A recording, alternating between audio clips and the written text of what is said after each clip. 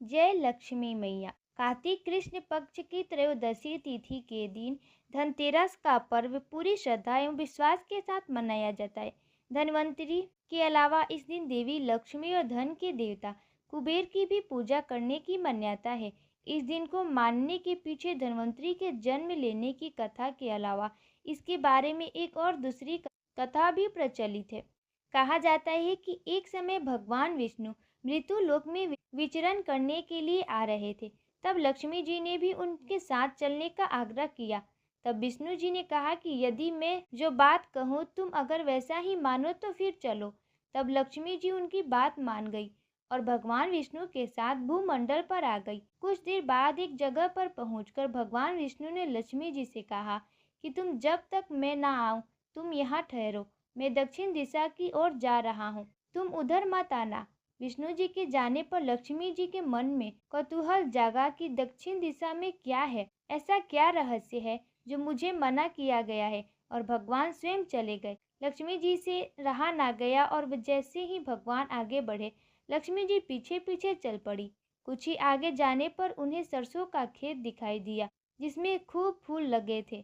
सरसों की शोभा देखकर वह मंत्रमुग्ध हो गई और फूल तोड़कर अपना श्रृंगार करने के बाद आगे बढ़ी।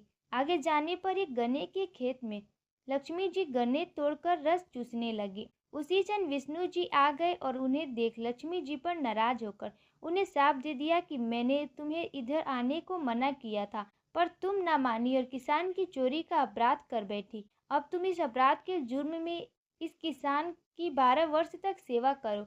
ऐसा कहकर भगवान उन्हें छोड़कर क्षीर सागर चले गए।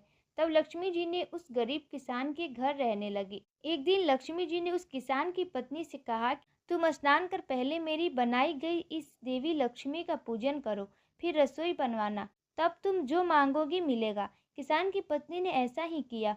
पूजा के प्रभाव और लक्ष्मी की कृपा से किसान का घर दूसरे ही दिन से अन्न धन रत्न स्वर्ण आदि से भर गया। लक्ष्मी ने किसान को धन्य धान्य से पूर्ण कर दिया। किसान के 12 वर्ष बड़े आनंद से कट गए। फिर 12 वर्ष के बाद लक्ष्मी जी जाने के लिए तैयार हो गई। विष्णु जी लक्ष्मी जी को लेने आए तो किसान ने उन्हें भेजने से इनकार कर दिया। तब भगवान ने किसान से कहा कि इन्हें कौन जाने देता है, यह तो चंचल है, कहीं नहीं ठहरती, इनको बड़े बड़े नहीं रोक सकते। इनको मेरे शाप था इसीलिए 12 वर्ष से तुम्हारी सेवा कर रही थी। तुम्हारी 12 वर्ष सेवा का समय पूरा हो चुका है। किसान हठ पूर्वक बोला कि नहीं, अब मैं लक्ष्मी जी को नहीं जाने दूंगा।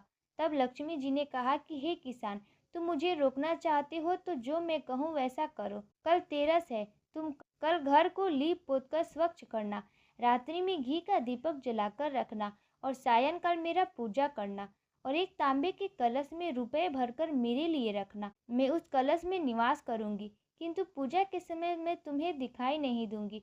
इस एक दिन की पूजा से वर्ष भर मैं तुम्हारे घर से नहीं जाऊंगी। यह कहकर वह दीपों के प्रकार के साथ 10 दिशाओं में फैल गई और अगले दिन किसान ने लक्ष्मी जी के कथा अनुसार पूजन किया। उसका घर धन्य धान्य से पूर्ण हो गया। इसी वजह से हर वर्ष तेरस के दिन लक्ष्मी जी की पूजा होने लगी। कहानी अच्छी लगी हो तो वीडियो को लाइक कीजिएगा और चैनल को सब्सक्राइब करना ना भूलिएगा।